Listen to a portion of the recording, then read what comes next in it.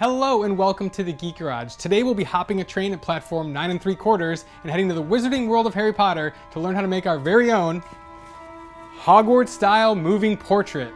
But before we solemnly swear we're up to no good, go ahead and reducto that like button. Great, now please turn to page 394 and let's make some magic.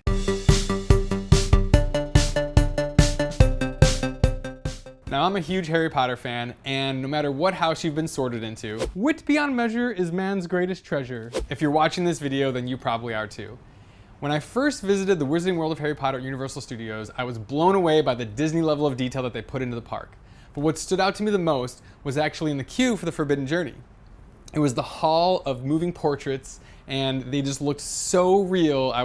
My mind was going nuts, like how are they doing this? Like I looked around, I couldn't find any projectors. The paintings didn't look lit up like by any light source, so I was assuming maybe it's gotta be some sort of like television screen that they've lowered the brightness on and like painted a clear texture on top to make it look like an actual painting. And lo and behold, I found the patent online, and that's pretty much how they did it. There's a little more to it where they put some filters in front of the screen, but if you wanna check this out for yourself, I'll put a link in the description. So today we'll be doing a DIY version of the Harry Potter moving portraits. So let's see what we'll need in our room of requirement in order to begin this tutorial. All right, first up and most importantly is the TV screen. So I picked up this one for about 10 or 15 bucks at a thrift store, and originally I had this really large screen TV that I found on the street for free, but it was a lot older and it didn't have some of the settings that we need to change. So I kind of ended up getting rid of that one and going with this because it has the ability to adjust the backlight, brightness, contrast, color. All those things are very important in making this thing look as real as possible, because you don't want a lot of light coming out of it, because that's what's going to give away that it's a screen and not a painting. The other thing is you want to be able to turn off any sort of that smooth motion, you know, the kind of soap opera effect. That's also going to make it look a little more like video than actually like a painting. So the more options you can get, the better. You might also want to find one with a USB port so you can play your video off of like a memory stick, but you know, if not, an HDMI cable is fine, and you can always hook it up to a different source of video. All right, so next up, you're gonna need a piece of plastic or plexiglass or even real glass, just something that's large enough to cover the screen. I got this from an old poster frame, and what we're gonna use it for is to put it on top of the TV, and that way we can paint our clear coat on there to give it that texture like it's an actual painting. The reason you don't want to go directly onto the screen is it's going to cause that moire effect, which if you ever tried to photograph your computer screen or your TV, it's that distorted rainbow look that you get. Now, when that actual paint is on the screen, it kind of magnifies, and it kind of acts like a magnifying glass, and that magnifies the pixels, so that's why you get that sort of weird rainbow look. This is going to prevent that by giving a little bit of space between the actual screen and the surface that's being painted. And it also protects your TV, because if this is just a temporary build for Halloween, you can easily remove that plastic and use your TV again, and it's not ruined. Now we also need to make a frame for the painting, so I picked up some decorative molding. I thought this one looked really cool and kind of Renaissance and old-fashioned, and I think it's going to look really cool once we paint it gold and give it some aging. But again, you can pick whatever kind you prefer if you want to go with a different style. I just thought this one looked really cool and kind of matched the style of the paintings in Harry Potter. Now we'll also need to paint our frame. You could stain it, but for this tutorial I'm gonna paint it. I want it to have like an aged gold look. So I'm gonna start with some primer that I had laying around. That's just a white primer. You could also try maybe a light gray based on what color you're gonna do. Then I'm gonna go over it with a metallic gold spray paint for the first coat, just to give it that classic gold look, which I'm then gonna age by adding this shimmer metallic paint. I've never used this before, but this was donated to me. It's got sort of a bronze copper color, and I think mixing that in with the gold and then kind of laying it on top is gonna age it really well and give it that nice oxidized look. All right, so to achieve that painted brush stroke look, we're gonna need some sort of clear medium to put onto the plexiglass layer. Now I tried a bunch of different materials, and honestly, out of all of them, this Liquitex matte medium worked the best. Now that's just my preference. You can play around with different materials. If you have other ideas, feel free to try it, but for me, this is the way to go. And we'll obviously need some brushes to give the painted texture. Now, depending what style you want or how you want it to look, you can experiment with different brushes, but these are just some ones I had laying around, so we'll see how they work. Okay, first we're gonna measure the screen in order to figure out what size our picture frame needs to be. So you'll notice there's this little plastic bevel around here. I'm gonna leave that on. You can take that off if you want, if this is gonna be more of a permanent build, but I wanna be able to retain the TV and also give a little bit of an air gap between the plexiglass layer and the TV screen to avoid that moire effect. So I'm gonna measure from the inside of the bevel rather than the outside of the whole TV. This will give me a little bit of a lip to where I can actually set the picture frame on top of it, so it's kind of attach to the TV a little better, versus if you kind of do it at the very end, it's going to be dangling off. You have to build some sort of backing. So I want to use this. Now you can also make it a little bit smaller and frame in the TV more for more support. But again, it's completely up to your preference. Make sure you write your measurements down and keep those somewhere handy where you won't lose them. This is why I love Post-it notes. Okay, so I want to quickly just sketch out how we're going to build this picture frame. We're going to be using miter joints, which I know freak a lot of people out, but let's just go over it and plan it ahead of time, and it shouldn't be a problem. And what we're going to do is use these measurements, which are the inside of both the two sides and the top and bottom, and those are going to be the lengths that we cut our molding pieces. Now we're going to have two of each because they match, there's top and bottom, and our frame is actually going to be a lot thicker. It's going to go around the TV like this. And we'll have our 45-degree miter cuts on the ends. And you'll see that this little overlap on the bezel is what's going to kind of give us our support. And you can always build that out more behind there if it's a little wonky. But yeah, we're going to be cutting these at a 45-degree angle. So as long as we mark these inside dimensions, when we cut the molding, the miter saw will take care of the rest. And hopefully it comes out nice and square and it just butts up together and we attach it and it looks good. Now, a couple tips when you're cutting miters. Make sure you give yourself a little bit of room when you're marking the first part of your measurement, because you don't want to measure from the end and then realize your miter cut is going this way and you have no material to cut. So I always just kind of go in a little bit, but you'll obviously see this when you're over at the saw, but it's kind of annoying when you got to keep going back and forth to remeasure and remark. So I always just give myself some extra room.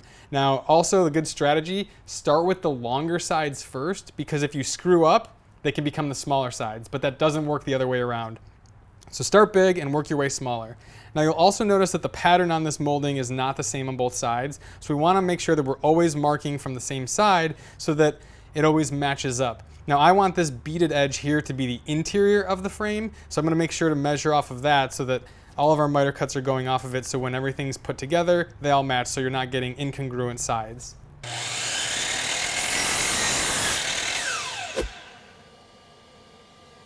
Another little tip is if you already have one piece cut, you can actually line it up with the next piece to be made and just scribe a line on there.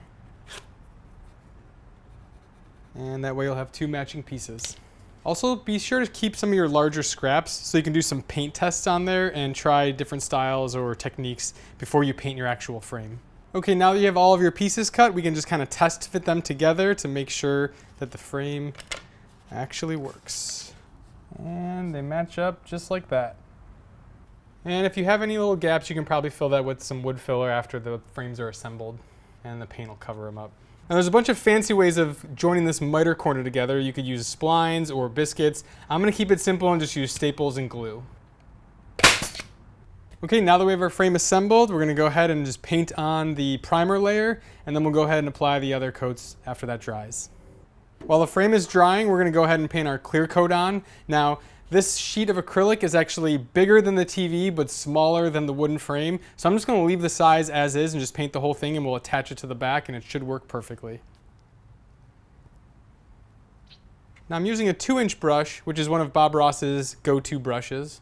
And we're just going to kind of keep going around till it's nice and even. We want it real thin, so it dries and you can see through and it's not distorting the image too much, but we want to be able to see the texture that it's going to create.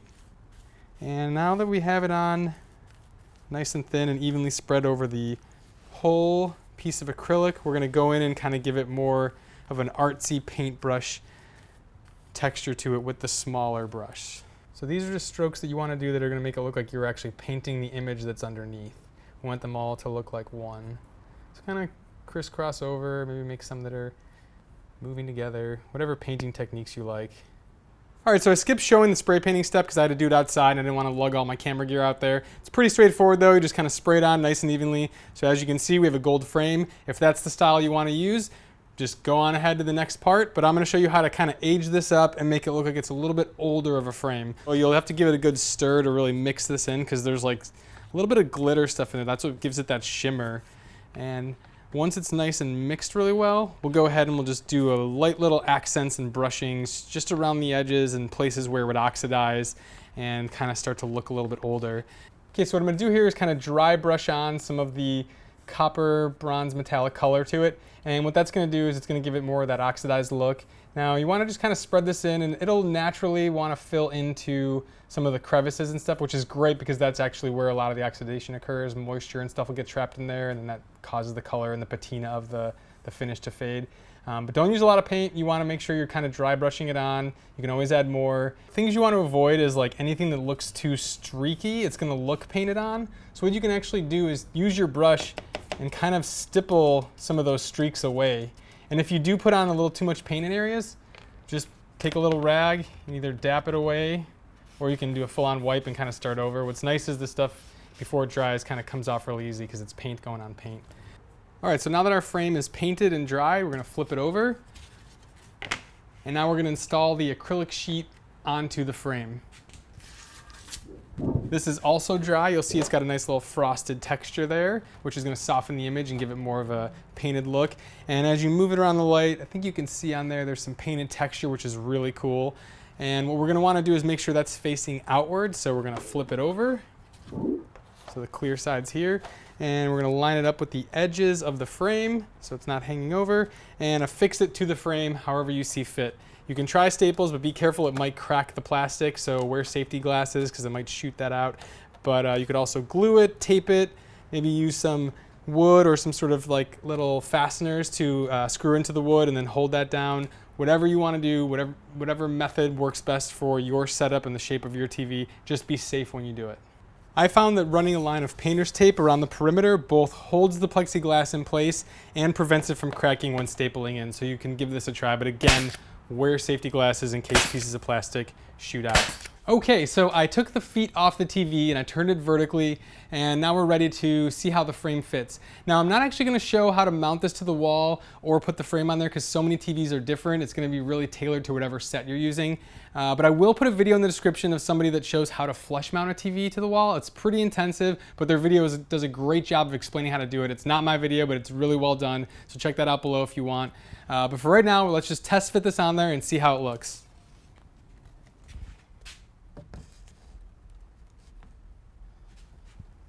Now that is pretty awesome.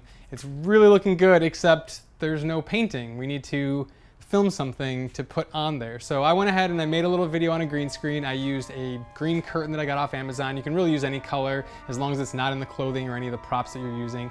So I got my wand here and Revelio.